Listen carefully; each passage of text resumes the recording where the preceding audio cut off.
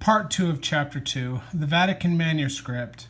This 4th century manuscript is usually acknowledged as the most important text of the New Testament. It is located in the Vatican Library at Rome. The date of this catalog in which it is listed was 481 AD. It still remains the most complete and accurate of all the Bible manuscripts.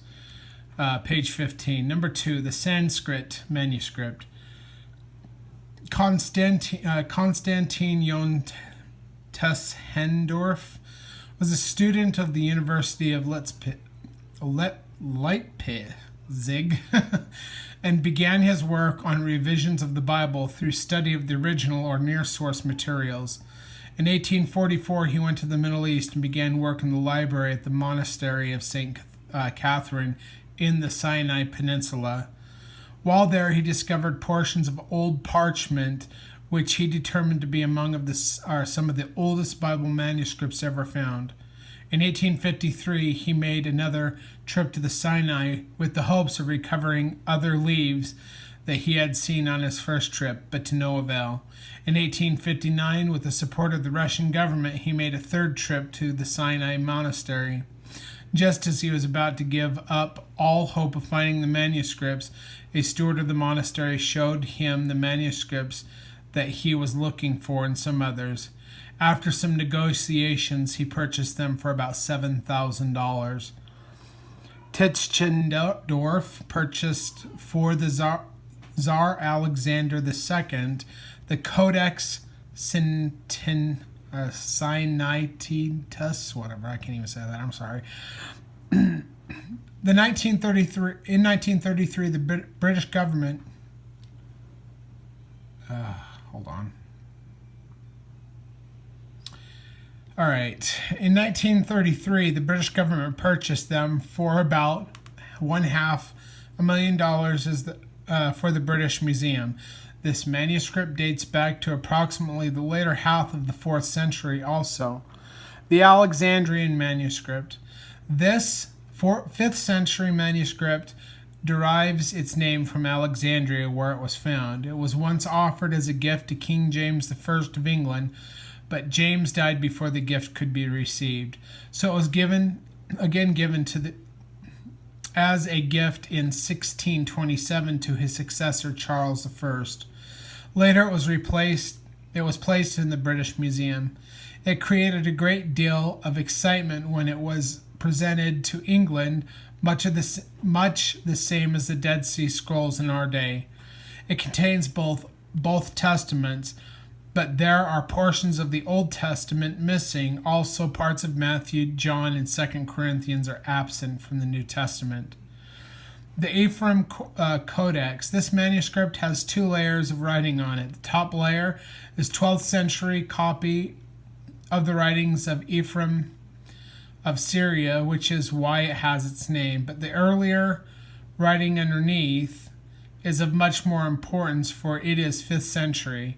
For it is a 5th century copy of the Scriptures.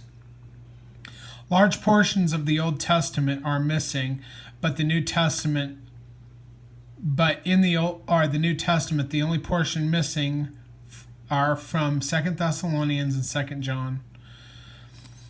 It is now located in the National Library of Paris. The first full edition of this manuscript was not published until 1845.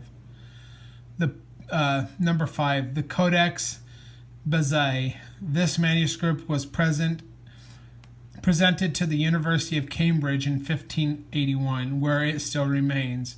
It was written in both Greek and Latin. Each text faces each other, the Greek on the left side and the Latin on the right. It is quite small, 8 by 10 inches, with 1 column of writing on each page. However, it contains only the Gospels and Acts.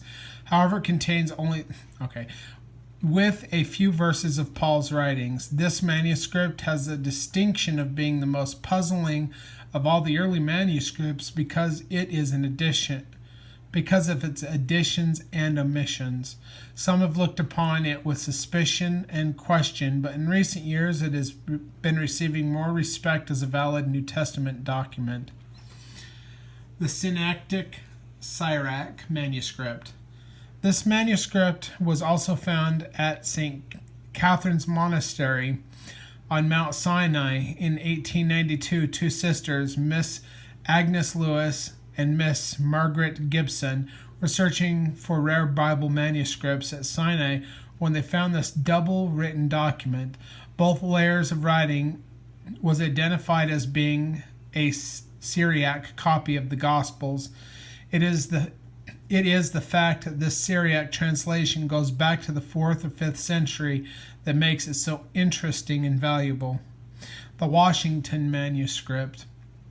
This manuscript came into the hands of Charles Freer of Detroit in 1906. It contains a copy of the 4 Gospels dating from the 4th and 5th century. It consists of several lines in Mark's Gospel which are not found in any other manuscript. The Koredethi Gospel. This manuscript was discovered in 1913. It was written about the 9th century and has substantiating information regarding the text of the Bible. 9. Chester Beatty papyri. These papyri are said to have come from jars taken out of Egyptian graveyards and were collected by Chester Beatty. Portions of these are the Old Testament in Greek, with some portions of the New Testament, as it has been considered valuable because it possibly dates to the beginning of the 3rd century, thus placing it closely to the Vatican and the Sinaitic codices.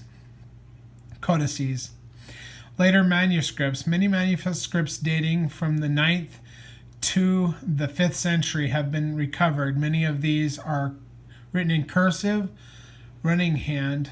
More than 2,500 cursive manuscripts have been cataloged, but their age tends to limit their value. Many of these are made in elaborate and artistic decorations, often portraying a portrait of the authors of the 4 Gospels. These artistic manuscripts usually identify their date, and their ornamental multicolored texts are elegant to look upon. They're not mentioning the Aleppo and the Leningrad codexes, which are some of the greatest codexes of the Tanakh ever written, the most complete. And the Aleppo Codex was the one that the Jews would go check their translations against. Aleppo, Syria. They would go there and check out to make sure that their translations had the same numbers. So one of the awesome things about the Tanakh or the Old Testament is they would count the letters when they were finished, and if they had one more or one less, they would have to go through it and find where the error was. So the Tanakh, as kept by the Jews, is like just awesome. It's so close to like the Dead Sea Scrolls that have been found in 1948. The records that are in the Dead Sea Scrolls match with the records kept by like the Art Scroll and the Tanakh and different records that the Jews keep, because they were just great scribes. Anyway, continuing. Other texts besides Hebrew have contributed missing parts of the Hebrew text and otherwise helped to support those manuscripts, such as the Samaritan Pentateuch. The Samaritan Pentateuch is not a translation, but is a form of the Hebrew text itself. Its beginning is to be traced back to about 400 BC, when the Samaritans separated themselves from the Jews and built their sanctuary on Mount Gerizim near Shechem. As a result, the Samaritans adopted their own form of Hebrew scriptures and counted as authoritative only the 5 books of Moses. In one sense, the Samaritan Pentateuch presents a problem, for it bears some 6,000 variants from the Masoretic text. The Septuagint. The word Septuagint is derived from the Latin Septuaginta, meaning 70, and is the common name given to the Greek translation of the Old Testament or the Tanakh. According to an unfounded tradition, about 70 men took part in the translation of the Pentateuch. It is believed to be the version was completed at Alexandria in Egypt, but probably by Alexandrian rather than Palestinian Jews. The time of the Egyptian king Ptolemy II of Philadelphus is also probably right, making the origin of the Septuagint approximately 250 BC.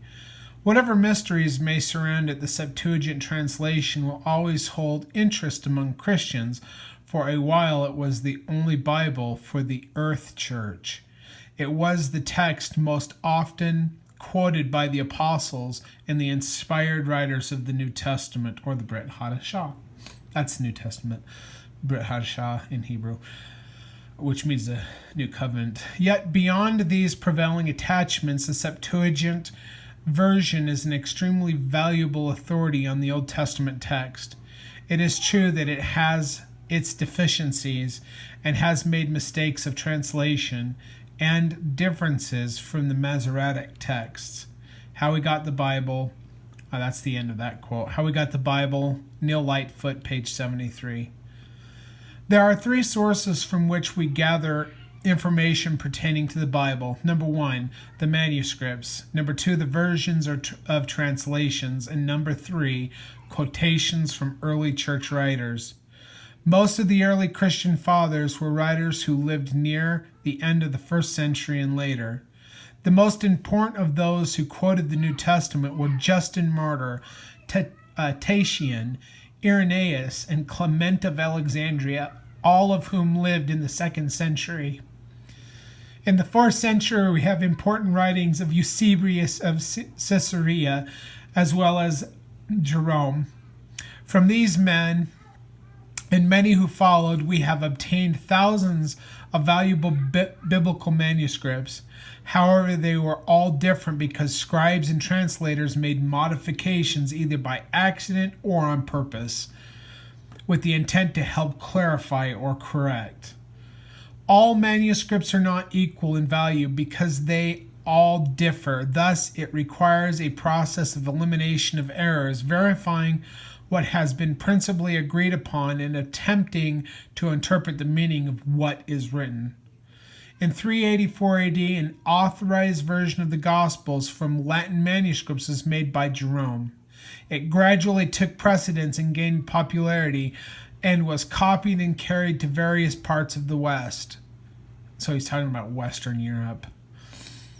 But as it was copied by different scribes, they produced an astounding set of various translations. Several attempts were made through the Middle Ages to purify Jerome's text, but each of these recensions eventually resulted in further corruption. As a result, the over 8,000 extant volumes reflect an enormous cross-examination of type texts. End quote. Bible Criticisms, Historical, Literary, and Textual by Gordon Fee, page 140. So the confusing and intricate history of the Bible unfolds. The New Testament books have been handed down to us by means of thousands of copies. Although God inspired, the New Testament writers did not miraculously guide the hands of the copyists. Textual or lore criticism seeks to counteract inevitable scribal errors and recover the true form of the text. Many mistakes in the manuscripts crept into the text unintentionally and are not difficult to detect. Other textual modifications were made intentionally, usually by well-meaning scribes, and these did not stand out so clearly. How We Got the Bible, Neil Lightfoot, page 50. I'm going to make another video because it's getting too close to 15 minutes, so I'll make a part 3.